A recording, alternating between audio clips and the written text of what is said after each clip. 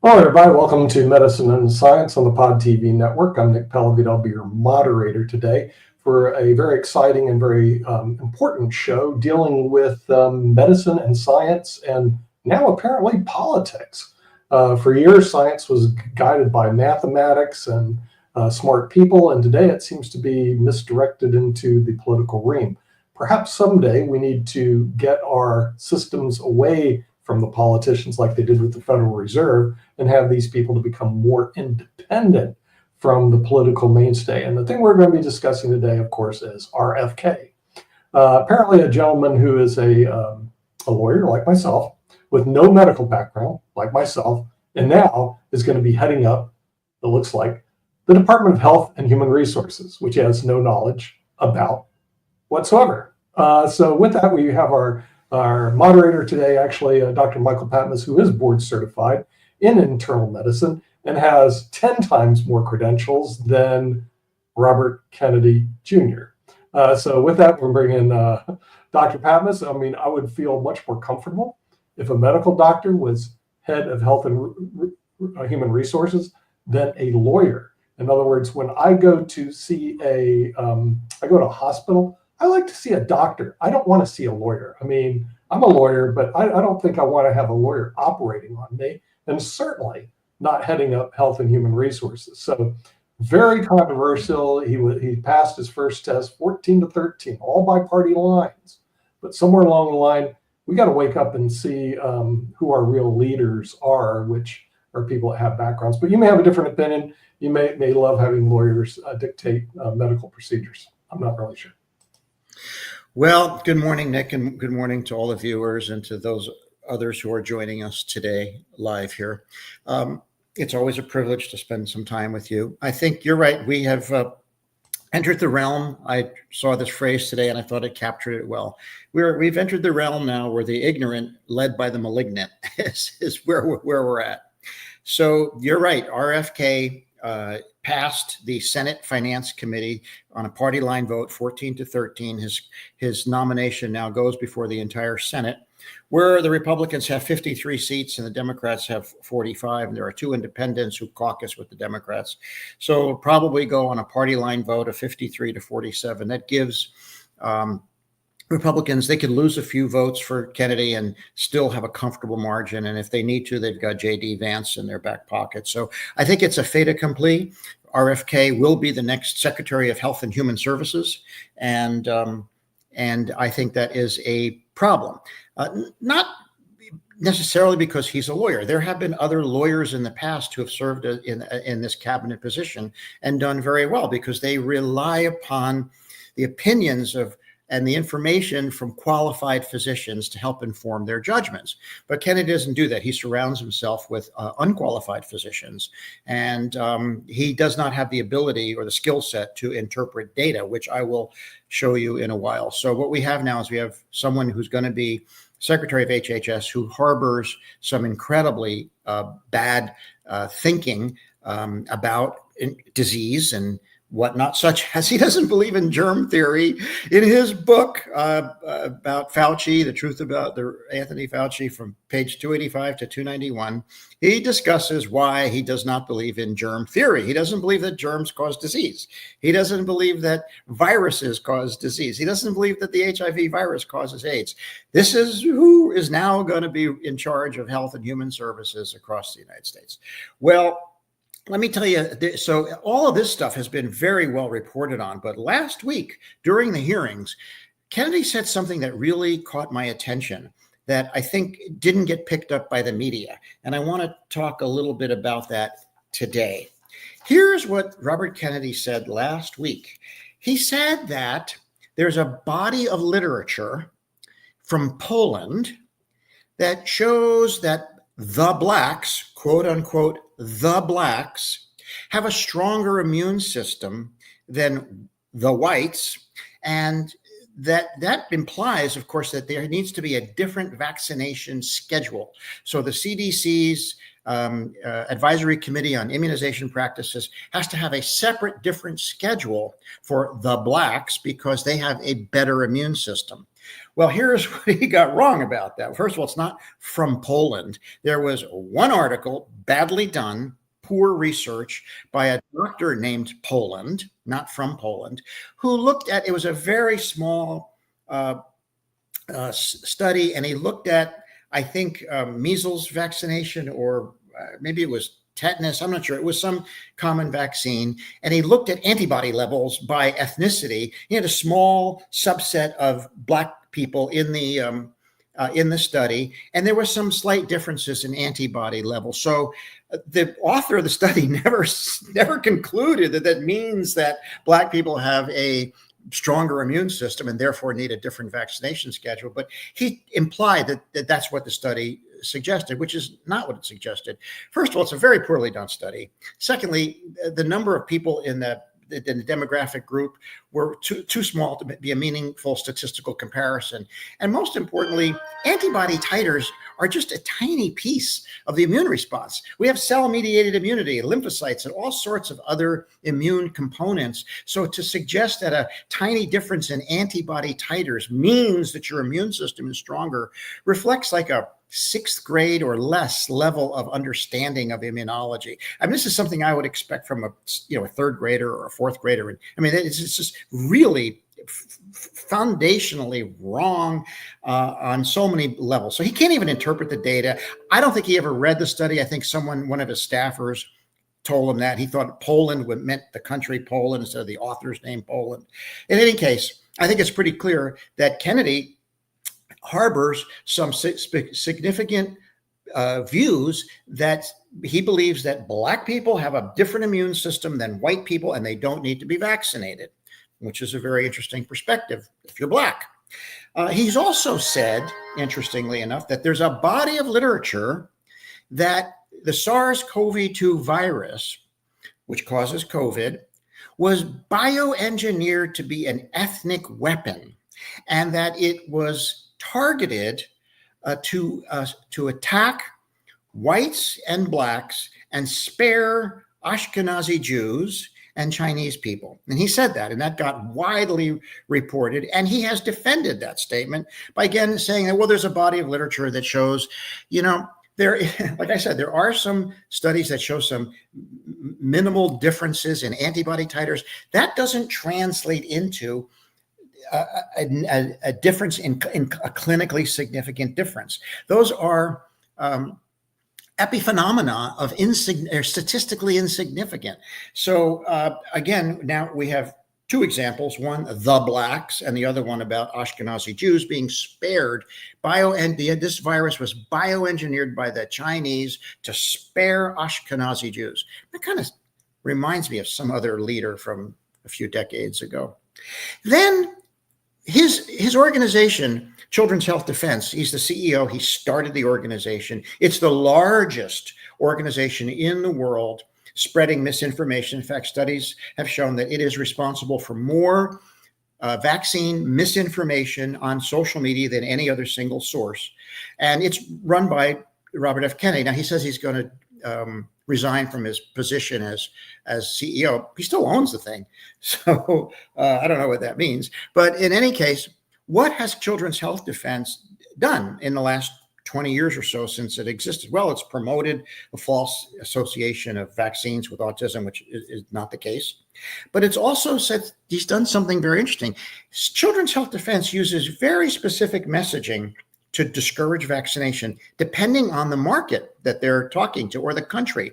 In Africa, for example, Children's Health Defense cites and references imperialism and colonialism as a way to scare people in Africa from taking vaccination. It's kind of an imperialist tool to get control over the country by wanting, so don't get vaccinated. In the United States, when Children's Health Defense is talking to Black communities in the United States, they reference Tuskegee, and they try to draw an analogy, or they do draw an analogy between vaccination today and the Tuskegee horrible thing from 50 years ago. That's specific incendiary language intended to scare people in specific groups using these sort of false racist arguments.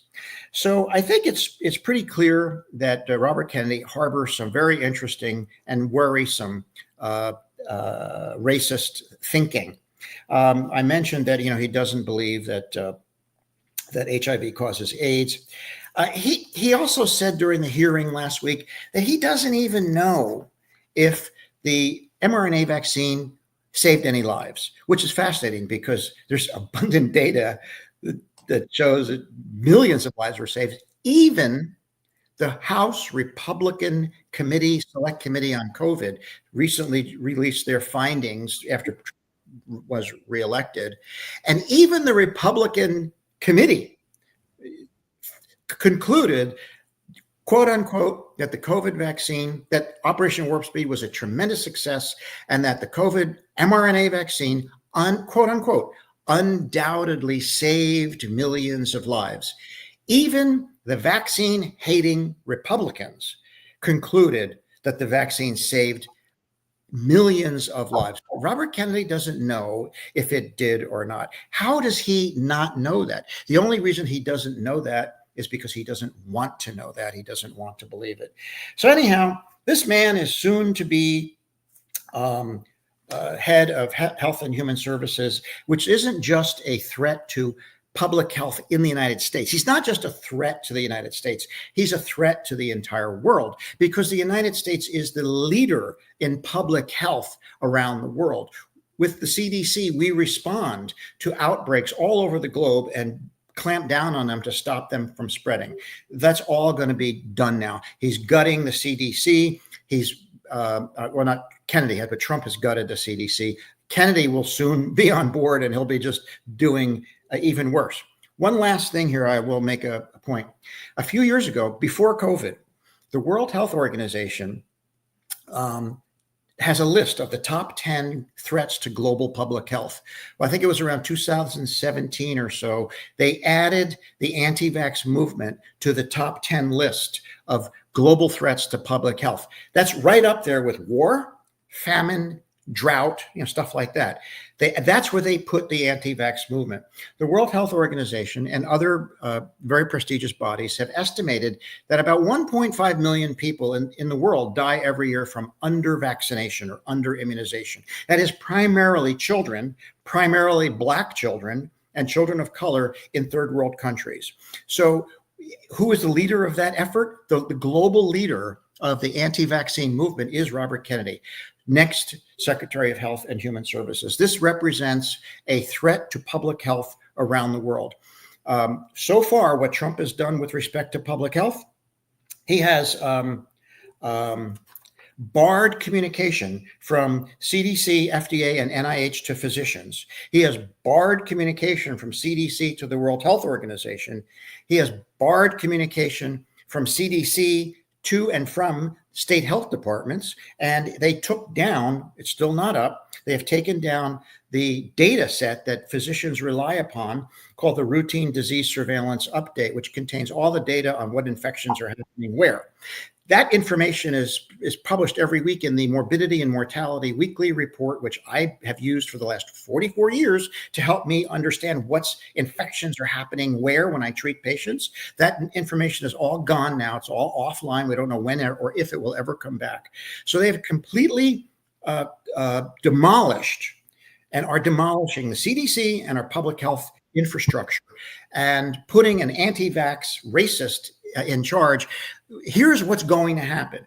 The pathogens are there. They're always there. They're waiting at the gates. What keeps them outside the gate is our public health infrastructure and our vaccination programs and so forth.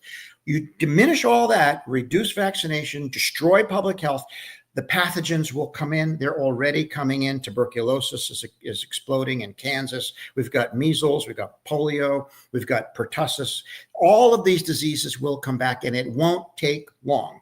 In a matter of a year or two or three, we're going to see a significant resurgence of infectious diseases in the United States that we didn't need to see. The question is, will we even know about it, because we can't even get the data anymore? So that's where we are with RFK. And I wish I had better news for you, but all I can tell you is that it's just going to blow up in his face. That doesn't sound like a really good news or really good future, but we'll bring in Rick Rosner, has his hand waiting and has some Yeah, comments. I've got a bunch of stuff. Yeah. RFK's already killed people with anti-vax. He told Samoa, don't vaccinate against measles. 83 people, half of them kids, died in Samoa. He denies that, but that's what happened. My wife is having me get my latest booster on Friday before RFK, can get. So we're all up to date on our vaxes. Trump tweeted out in the last couple of days, something in support of RFK. Something needs to be done. 20 years ago, only one kid in 10,000 had autism. Now it's one kid in 34. Now the deal is that 60 years ago, no kids had autism because it wasn't a diagnosis. I would have been one of those kids. 60 years ago, you were just a weird kid. There was no awareness. Now we know what the spectrum looks like, so now it's an actual diagnosis. And that leads to stuff does change. You mentioned the blacks. I monitor my kidney function, and the cheapest way to do that is they do a blood test for creatinine in your blood. And when you get your number back, they tell you your kidney function, but they give you a second alternate number if you're black, because based on studies, black people have higher circulating levels of creatinine.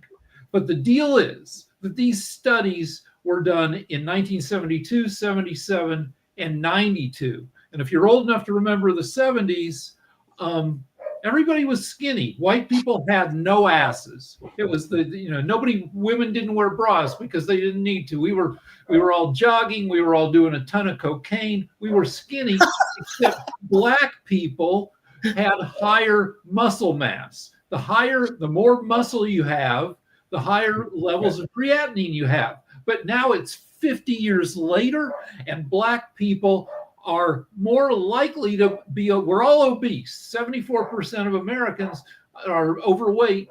Black people are slightly higher. So now that we're all fat, we shouldn't be even using those creatinine numbers from the 70s.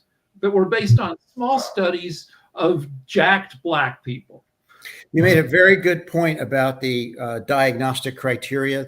There was no diagnostic criteria for autism 60 years ago. Same thing, same phenomenon happened with prostate cancer and PSA. Once the PSA test was developed, our ability to detect prostate cancer skyrocketed. So did the rate of diagnosis. There wasn't an increase. It was just an increase in recognition. Same thing with diabetes. We changed the diabetes criteria, increase in the incidence of diabetes. So you change the criteria, you create a criteria set for the diagnosis of something, and then you're going to find it. So Trump this is basic, like first year med student stuff or pre-med level stuff that he just doesn't get. Like I said, we have the ignorant being led by the malignant. Yeah, but he's not a med student. He's never been a med student, Dr. Patmos. And so here's my objection to what's going on in this crazy Washington, D.C., is the leadership and the lack of independence of the medical professionals that should be independent, similar. And we need to create something similar to what they did with the Federal Reserve. The Federal Reserve is basically an independent organization away from politics, and they did so on purpose so that the winds of politicians won't get a hold of the Federal Reserve and, frankly, dismantle our monetary system. The wake-up call, I think, is that we need to have our medical and health system be independent of the clowns in Congress that at any point in time can come in and dictate science, which they have no right to do. And we're seeing this right now with the dismantling of the CDC, NIH, and they should have no business actually touching these particular organizations.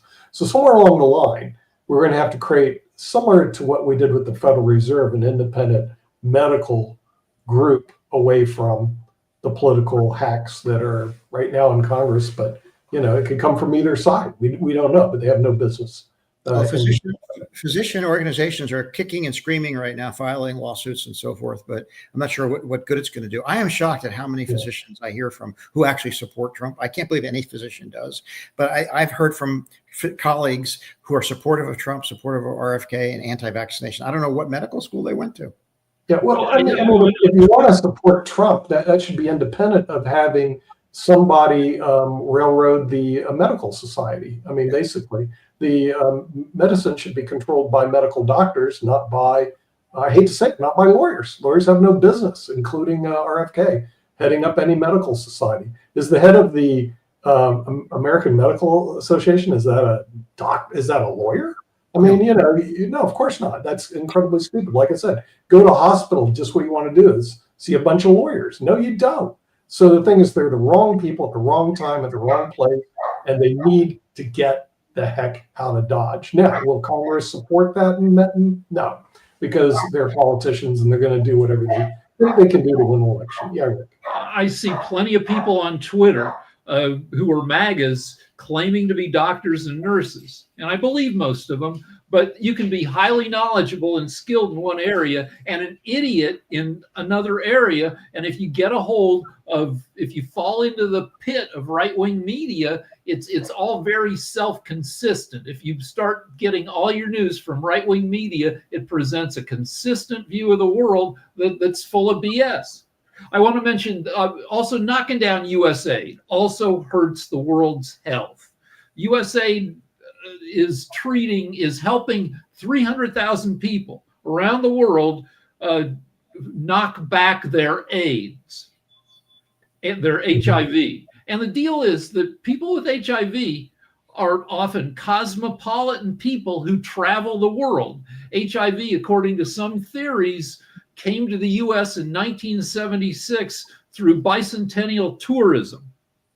And, you're not, then people are saying, well, why are we paying to make foreigners healthier? Well, no, you're paying to help those people stop them from eventually spreading HIV to Americans. Mm-hmm. Yeah. Well, hopefully we'll see some positive changes, but I am not optimistic at this point in time. And the thing is, the media also, they haven't really addressed this properly also, Dr. Patmos. In other words, they're asleep at the wheel too, and they have a duty or an obligation to inform the American public. This is definitely not the right way to go. And me as an attorney, I totally object to another lawyer heading up basically a medical society and making medical decisions for me. So, or representing as if they know anything about medicine, because I can tell you our training in law, you know how many medical classes I took in law school? 0. You know why? Because they don't offer any, not one. He went to University of Virginia Law School. He studied environmental law. That's wonderful. Okay.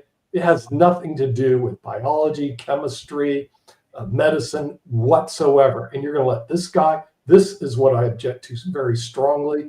And we need to see some changes and make sure that Health and Human Resources becomes independent of the crazy politicians that are in Washington, D.C.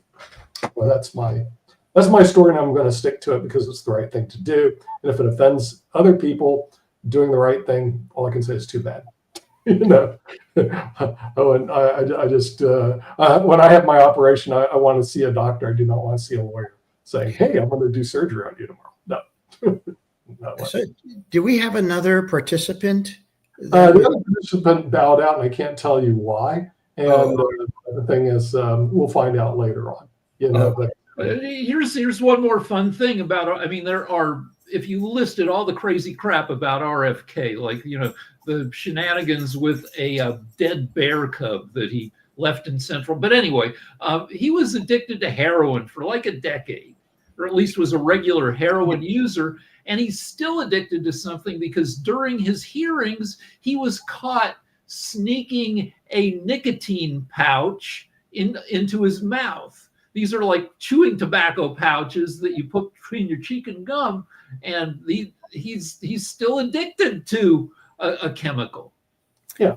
Okay. But let's say even if you forgive all that stuff, okay, and we just go, okay, he's had personal problems, all that stuff. It doesn't make him qualified to head up medicine in the United States of America. The best people I've met, Dr. Patmos, in the medical field are usually people that aren't politicians. They're MD PhDs, and they're bloody brilliant.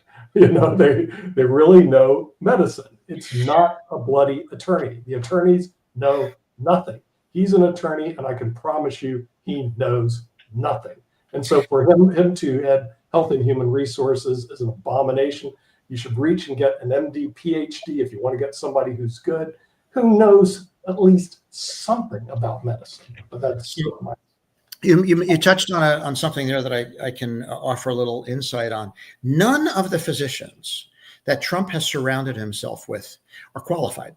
And you might say, well, wait a second. I heard that, Dr. Bhattacharya is a professor at Stanford. He's going to be running NIH. And Dr. Oz was a surgeon at Columbia. It's true. Dr. Bhattacharya is a professor at Stanford, a professor of economics. Yes, he has an MD, but he never did an internship. He never did a residency, never did a fellowship, not board certified, not board eligible, has no licenses, never practiced medicine, never seen a patient, never had hospital privileges. And his research is economics research, not biomedical research. How does someone who has no medical training beyond medical school and no specific experience in laboratory biomedical research now going to run NIH? He doesn't have the qualifications to interpret the studies, yet he's going to be in charge of them. And Dr. Oz, a surgeon, cardiac surgeon who hasn't been active clinically for many, many years. What does he know about the Center for Medicaid and Medicare services? Does he really understand Medicare and Medicaid? But Robert Kennedy doesn't even know the difference between Medicare and Medicaid. So Dr. Oz doesn't. The doctor that's going to be running CDC is a congressman. Yes, he is a board certified internist like I am, but he has no training in infectious diseases or infection control, no experience dealing with any kind of pandemics or any of that kind of stuff. That's all out of his area of expertise. Yet he's going to be running CDC. If Trump wanted to put somebody in charge of CDC who actually knew something, he could have put Hawaii Governor Josh Green, who's a physician with experience dealing with epidemics in Africa and in Samoa.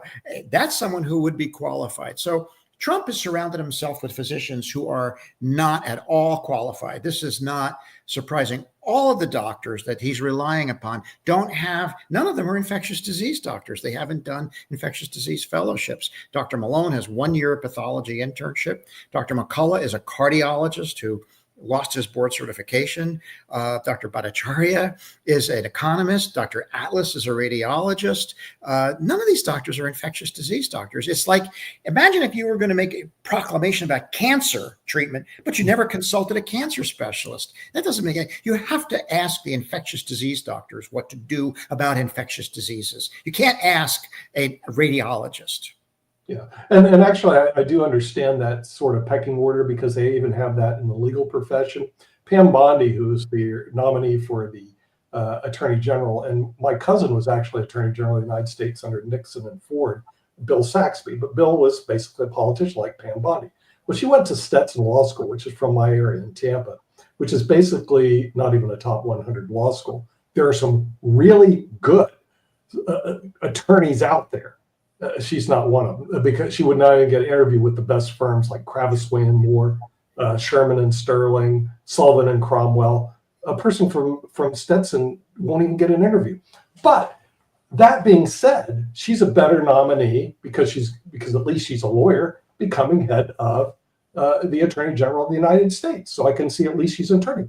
But could you imagine a medical doctor who has no legal education going to be Attorney General of the United States? That would be ludicrous. And this is how ludicrous this particular nominee is. With that being said, I believe, at least according to our LinkedIn poll, Pod TV poll, he will be seated as the head of Health and Human Resources, which, by the way, for us, Dr. Patmos will give us plenty of stuff to talk about every week, because I'm sure it's going to be a wild ride. He may do a little bit of good in terms of nutrition, but I don't know, like if he can get corn syrup out of everything. But the corn syrup lobby is huge, and I don't know what he can do. I just want to mention, we had a doctor. We always have doctors as surgeon generals. We had a doctor back in 1994 who got fired as surgeon general for telling teens to masturbate. instead of having sex with each other. The teens should be, and then Bill Clinton had to fire her for that. Now it's 30 Do they years. need to be told to do that? That it should be taught. Yeah, that because I guess if you have dumb redneck teens, they might have sex with each other before they really, But anyway, it's 30 years later, and her talking, it came true. Now teens are not making enough babies to replenish the United States population. We have a baby shortage because everybody's masturbating. Well, maybe that's something that RFK can address, but we're going to have to get out of here because we're at half an hour. We do want to thank our viewers in the United States and also our viewers around the world who are listening to Medicine and Science on the Pod TV network, and we'll see you all next week. Take care. Bye-bye.